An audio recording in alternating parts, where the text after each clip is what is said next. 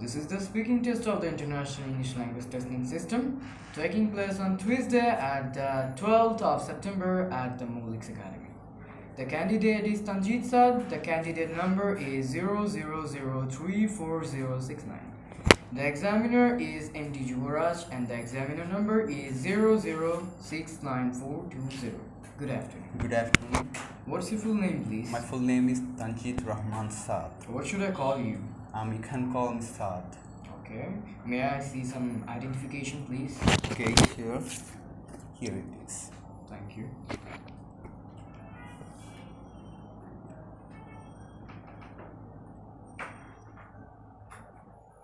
Okay, thank you. Okay. Here is it. Okay, before starting this test, I'm gonna ask you some personal questions. Okay, sure. Okay. What do you do in your leisure hours? I do have a lot of free time and I do a lot of things during my free time. Like there's watching TV, I sometimes spend time with my friend, I read a lot of books. I also do some hobbies like gardening and cooking and collecting stamps, and that's all about it. Okay, nice. Thanks. Are you currently a student or a job holder? I'm a student. I read in MUBC and I am currently a student of class 9. As well. Do you read books? Yes, I do read a lot of books. There's a lot of books in my bookshelf. I often read them when I get enough time. So yeah. Who's your favorite author? My favorite author is Ken Follett. He's 74 years old and I love that book that he wrote. The book was called The Pillars of Earth. I really like that book. Okay. What genre of books do you read? There's a lot of genre of books I read, but my favorite one is historical fiction. My favorite author Ken Follett is also a writer of historical fiction. They're both educative and entertaining, and everybody should Do read you it. enjoy? Yes, I do enjoy it, and everyone should read historical books because they're very educative for them. Okay, that's well. Do you have any hobbies? Yes, I do have a lot of hobbies. I listen to music. There's a lot of music I hear, and I also love cooking. There's gardening. That's a very refreshing job, and I also collect stamps. Okay. So we are going to exist in part 1. Okay. Okay. What kind of foods do you like to eat? There's a lot of kind of foods I like to eat. I especially like to eat the foods that my mother makes. I also like traditional foods like pantalish. So and there's also fruits and vegetables. I like them because they contain a rich amount of minerals and calciums and vitamins. And everybody should Are have they it. beneficial for your health? Yes, they're very beneficial for not myself but everybody. Everybody should have a regular balanced diet like fruits and vegetables. Great. What kind of new foods would you like to try and why? Can you please There's explain? a lot of food I like. There's Western foods like in the United States there are barbecue ribs, there are steak, and in Japanese cuisine there are sushi, takoyaki, sakoyaki, then ramen, and very much. And that's all Okay, about it. thanks you. So do you like cooking and why? Yes, cooking is one of my favorite hobbies. I love cooking because they are very educative for you. It can teach you if you learn cooking, you can cook alone. You don't need any help. So cooking is very refreshing for your monotonous life. So that's all about it. Okay. What was the last meal you cooked? The last meal I cooked was fried rice. My mother helped me to cook that food, and it turned out to be really great. Everybody loved that food in my family. Can you cook alone? Yeah. Can you cook alone Yeah. by your own self? Yeah. Yeah. I can also cook alone by my own. Okay, that's pretty good. Fine. Do you prefer home cooked food or food from restaurants and why? I actually prefer home cooked foods because, and there's a lot of reason behind it. Home cooked foods are very healthy. You can choose your own ingredients you Do love. they contain nutrients and proteins? Yeah, of course they do. And there's also cost friendly. They're much cheaper than the food from restaurants. And if you cook cook foods at home, you can increase in skill in cooking.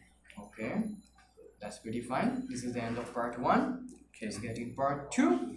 In this part two, I'll give you a cue card.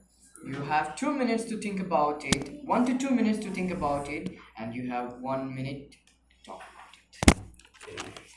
If you want to make notes, I'll provide you sheet. There is pen. Okay.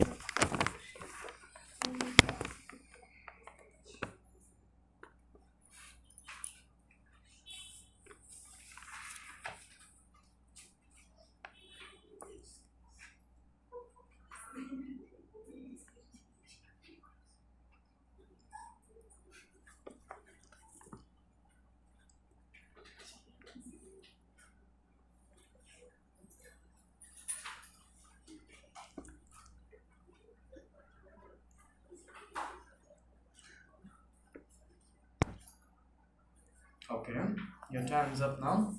Now, I'd like you to describe an interest or hobby that you enjoy. You'll have 2 minutes to speak about the topic. Now, don't worry, I will stop you when your time's up. Alright, could you please start speaking? Okay. There's a lot of interest and hobby I enjoy. Okay. There's a lot of interest or hobby I enjoy, and there's especially listening to music. There's a lot of genre of music I listen to. I really enjoy listening to music. I also read books. There's a lot of favorite books, and I also love gardening because I love trees and they're very refreshing hobby. So, and my favorite one is cooking because cooking is very educative for you. I became interested in cooking because my mother influenced me in cooking from a very young age. When I was 7 years old, I started cooking and I really enjoyed it. I enjoyed it because they are very interesting, they are very educative for you. It really improves your skills so much, and there's a lot of benefits of this interest because just like I said, and you can increase your cooking skills. You can cook alone at home when you don't have your mother to cook. So there's another benefit, Do you think cooking is creativity? yes, cooking is very creative, and people who love cooking, they are not scared to mix more ingredients and make new foods. So cooking is like competition, like you're getting good at sports or games, but it's with food, and that's why they are very beneficial for you. Everybody should learn cooking so they can cook by themselves. Okay, thank you so much. That was pretty fine. This is the end of your part two. Let's get in part three. Okay. In this part, I'll ask you some questions based on a topic. Do you think having a hobby is good for people's social life? In what way? Of course, they're very beneficial for the life because people who work a lot, their life becomes very monotonous, and to get rid of the monotonous life, hobby is the best way. So everybody should have hobbies, and like like collecting stamps, there's cooking, there's gardening, and there's a lot of refreshing hobby you should have. That's interesting. Are they have any negative effects of a person spending too much time on their hobby, and what are they? Yes, there are negative effects, but don't get me wrong. Their hobbies really great for you, but if everything should have a limit. There's very negative. There's so many negative downsides of having a hobby. Like there's less productivity. You might get inattentive to your studies or work if you spend too much time on your hobbies. And there are some hobbies which are expensive, like there's collecting stamp. Like one of my friend collected a Russian stamp and it cost a lot from him, so he became broke. And there's traveling. People who travel a lot spend a lot of time on other countries, and it takes a lot of time and money from them.